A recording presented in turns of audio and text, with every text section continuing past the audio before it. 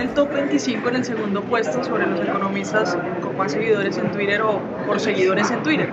¿Recibe esto? Sí, pero yo he sido un economista académico, publiqué mis artículos, tuve una vida en la academia, gastaba el tiempo escribiendo y después me fui yendo hacia lo público. Yo creo que eso es un resultado de mi hoja de vida. Yo soy economista, pero también he sido político, entonces tengo más seguidores que alguien que estuvo en la academia nomás. Es un poquito también resultado de eso. Bueno, y ahora sí cuéntenos acá el panel, retos en la educación, ¿de qué hablamos? La salud, ¿cuándo la presentaría? En el panel pudimos hacer una reflexión sobre lo que se llama la reforma a la educación y yo mencioné que hay dos reformas importantes. Una de las que yo hemos hablado, que está en un proceso de consulta, que es la reforma a la Ley 30 del año 92, que define la bolsa y la distribución de los recursos para la educación superior.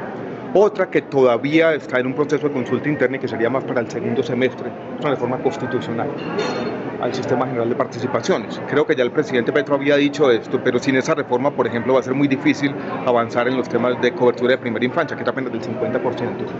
Y en los municipios que no tienen recursos propios, que no son las grandes ciudades, la primera infancia básicamente no existe. Y sin esa reforma constitucional esto va a ser imposible.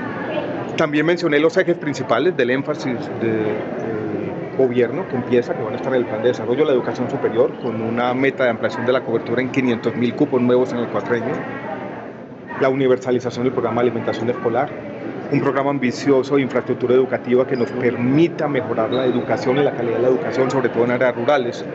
Y una obsesión que yo he tenido como académico, como rector, ahora como ministro de Educación, es conectar más la academia con la sociedad, sector privado, sector público, sociedad civil y academia, para construir una verdadera sociedad del conocimiento que permita la transformación, entre otros, de la economía colombiana.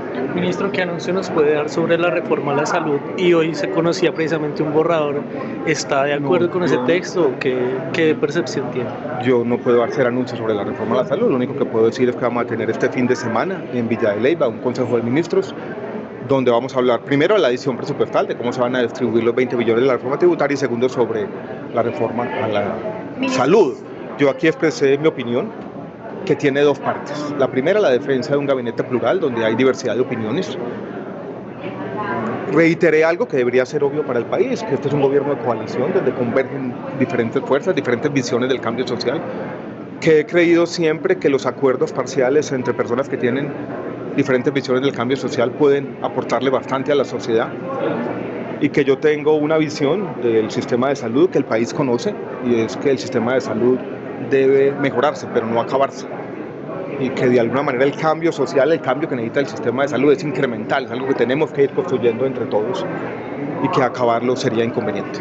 Ministro, le pregunto, usted fue ministro de Salud, es una voz experta en este tema. Con la reforma a la salud, ayer se decía que el periodo de transición para, por decirlo así, que las EPS dejaran de manejar los recursos públicos sería de 2 años. ¿Usted cree, su visión, que este periodo es adecuado o debe ser más, debería ser menos? De nuevo, me queda muy difícil, primero como ministro de Educación, segundo sin conocer el articulado de la reforma, segundo sin haber tenido esa opinión. Cuando se hizo la transición, ¿de qué se está hablando? O sea, yo no me puedo oponer, y lo tengo que hacer con responsabilidad con el país, a opinar sobre especulaciones. Se va a presentar, vuelvo y repito, la reforma en el Consejo de Ministros. Yo voy a opinar ahí, como me corresponde primero en el gabinete, y voy a dar mis opiniones con el conocimiento que tengo, y como lo he dicho, voy a decir lo que pienso, porque es la responsabilidad que yo tengo con el país, la responsabilidad que tengo con mis principios y con lo que he sido como académico muchos años también. Pero ministro, ¿usted ha hablado con la ministra de Salud? O sea, en un encuentro, me imagino que ya la presentación hemos tenido una reunión donde se hizo una presentación no del articulado, sino de los principios generales de la reforma, y yo dije cosas parecidas a lo que les he contado.